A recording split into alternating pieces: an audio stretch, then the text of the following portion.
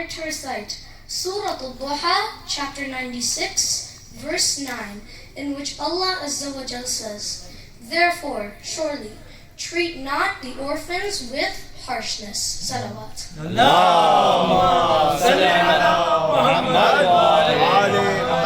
This surah, which is one of the Meccan surahs, according to some sources, was revealed in a brief interval when our Holy Prophet Muhammad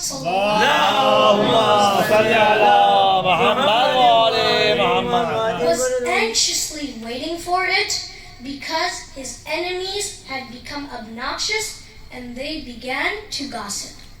When this holy surah was revealed, it descended upon him like refreshing rain and gave him a new strength which seized his enemies' taunts. Salawat.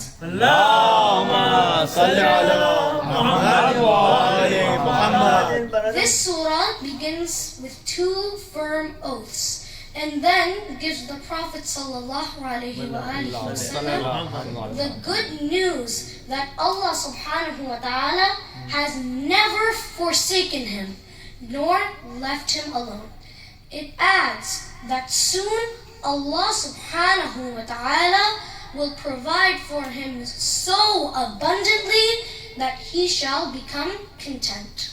In the last verses of the surah, the Prophet ﷺ is reminded of his past life and how Allah subhanahu wa ta'ala put his mercy and graciousness upon him even under the most difficult times of his life.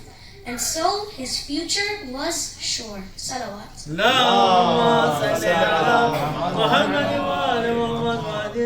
For the virtue of reciting this holy surah, there is enough to say that our Holy Prophet Muhammad sallallahu alayhi wa alihi wasallam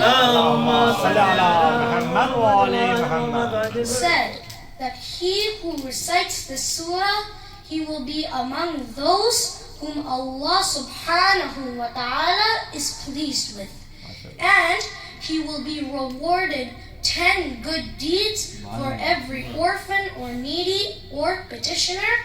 And it is possible that I, meaning Muhammad sallallahu alayhi wa alihi wasallam, may intercede for him on the day of judgment. Salawat.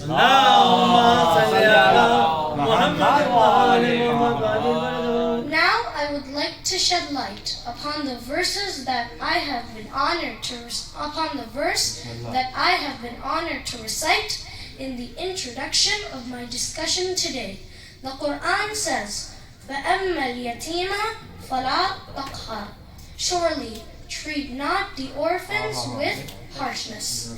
The term taqhar originates from the root word qahar, and as Raqib cites in his book Mufradat, it means prevalence with contempt. And here, contempt seems to be more fitting.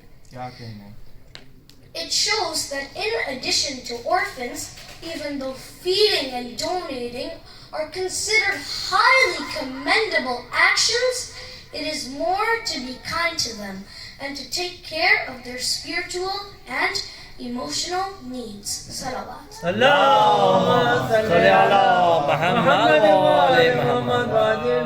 That is why the Prophet Muhammad ﷺ said that he who touches the head of an orphan affectionately, there on the day of judgment, there will be rays of blessing, and he will be given as many rays of blessings as many hairs that came under this person's hand. Salawat.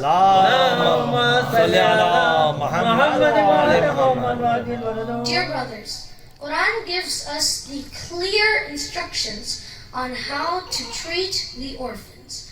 But after the Prophet ﷺ's death, what did the Ummah do to his progeny of Ali Muhammad? What did they do to the orphans of Imam Ali and Bibi Fatima salamullahi alayha? What did they do to the orphans of Imam Hussein alayhi salam. They killed the Prophet's grandson and then took Imam Sajjad alayhi salam and the ladies into captivity. Firstly, they looted them. Then they took them into captivity, and then they locked them up in a prison, which has known to not even have a roof above its head. In that small prison, there was a little girl. Who was this little girl? It is said that after the shahadat of Imam Hussein alayhi salam, Sham Ghariba, there was a little girl.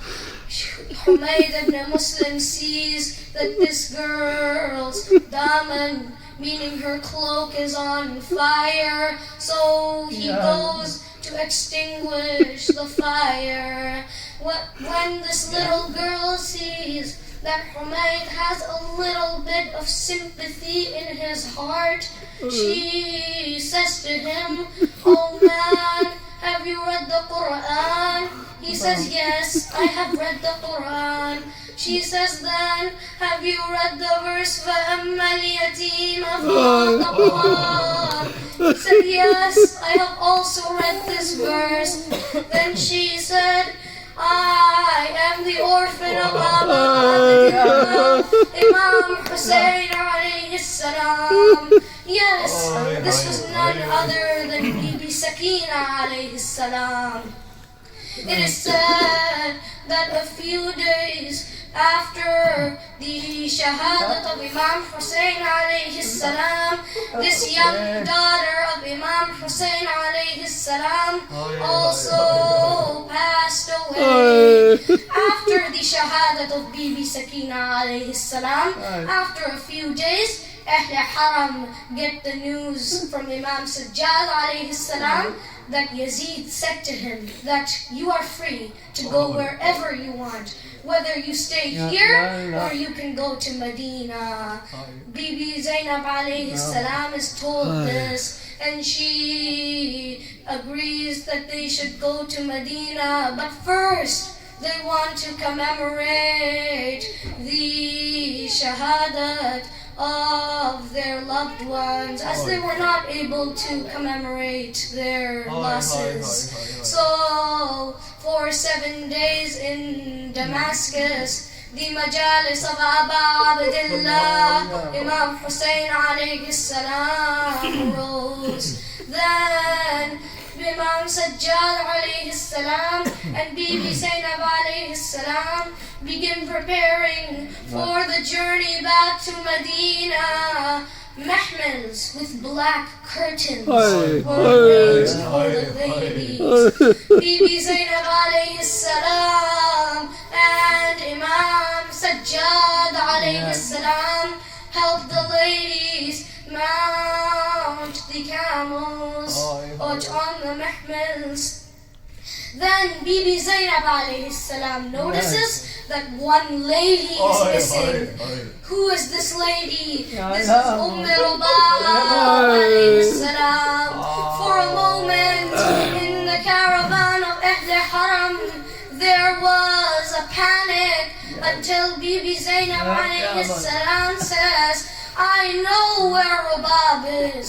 Accompanied with Imam Sajjad alayhi salam, she goes to the prison of Shab. She finds Rubab with her face on the grave of Bibi Sakina alayhi salam. "Rubab, let us go home," says Bibi Zainab alayhi salam. "Home?" Bibi Rubab replies, "My husband lies in Karbala. My Asghar lies there also. At least Asghar has his father to take care of him. Who will take care of my darling Sakina? Goodbye, Bibi. You go. I will stay here." Bibi Rubab is the lady whose entire world has been totally shattered. It is after great persuasion by Imam Sajjad alayhi salam and Bibi Zainab alayhi salam that she gets up. Finally, she says, Khuda Hafiz my Sakina. And so, Ahl Haram begin the fifth and the last journey of tears. But how is this journey different from the journey from Medina to Mecca? How many people were going from Medina and how many are coming back? Where are all those children that would gather around Hazrat Abbas at every stop? It is said that there were over 50 children that left Medina for Karbala, but now barely 20 are returning back to Medina. This time, of course, the ladies are not bareheaded and they are not seated on unsaddled camels, but the thought shakes everyone that what should they say to Ahl Medina when they come and ask them that where is everyone? Bibi Rubab often so screams, Oh Sakina, oh Asghar, what should I say to Fatima alayhi salam? Ahl Haram arrive at Karbala first after commemorating 3 days of Majlis in Karbala. Ahl Haram begin proceeding to Medina. The journey to Medina was slow. Not only was it slow, but it was painful. When Ahl Haram come to the outskirts of Medina, when they see the hills that surround Medina, Bibi Kulsum was heard to recite a poem which says, Oh, the city of our grandfather, the Holy Prophet, how can you accept us all? We were so many when we left you, only to have at Karbala lost them all. Imam Sajjad alayhi salam instructs the companions with him to go into Medina and to erect 2 huge tents on the outskirts of Medina. Then a messenger was sent into Medina to inform Ahl Medina that Imam Sajjad alayhi salam and the daughters of Ali and Fatima had arrived. The people began to leave their houses hearing this. In the outskirts of Medina, Imam Sajjad goes into one tent and Bibi Zainab alayhi salam along with the other ladies go into another tent. When Ahl Medina begin arriving to the outskirts of Medina, men go into the tent of Imam Sajjad alayhi salam and the ladies go into the tent of Bibi Zainab alayhi salam and the other ladies. Just before this all happened, when they arrived at the outskirts of Medina, Bibi Zainab alayhi salam had said to Imam Sajjad alayhi salam that, Oh my nephew, pray for me that I may have the courage to face Allah. How shall I answer her questions? Imam Sajjad alayhi salam would respond to her by saying, May Allah grant you the patience of Fatima al-Zahra and the courage of Ali ibn Abu Talib. And after the people begin entering the tents, it is said that there was so much weeping and wailing that it could be heard from miles away. Then the noise of clattering hooves was heard, accompanied by al-Baneen and Salama. Came Fatima as-Sughra alayhi salam.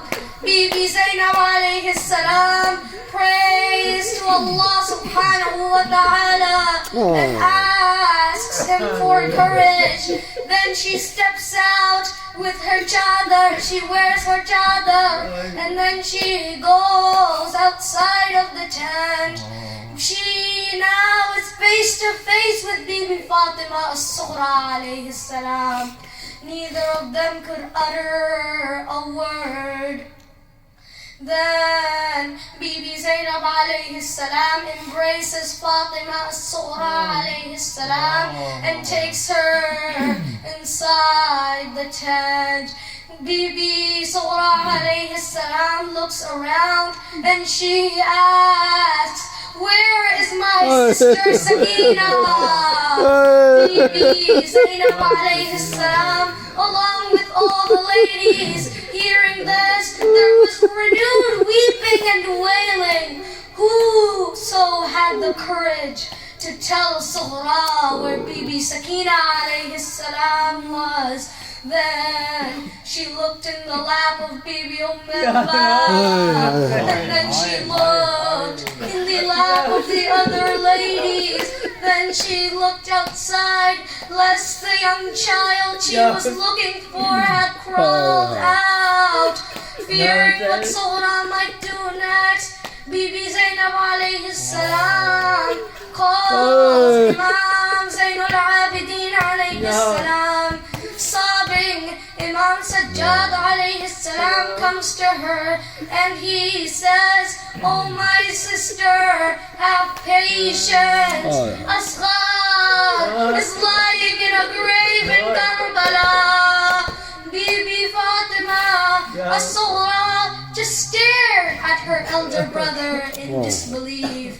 Then she screamed and fell unconscious. وَسَيَعْلَمُ الَّذِينَ ظَلَمُوا أَيَّ مُنقَلَبٍ يَنقَلِبُونَ إِنَّا لِلَّهِ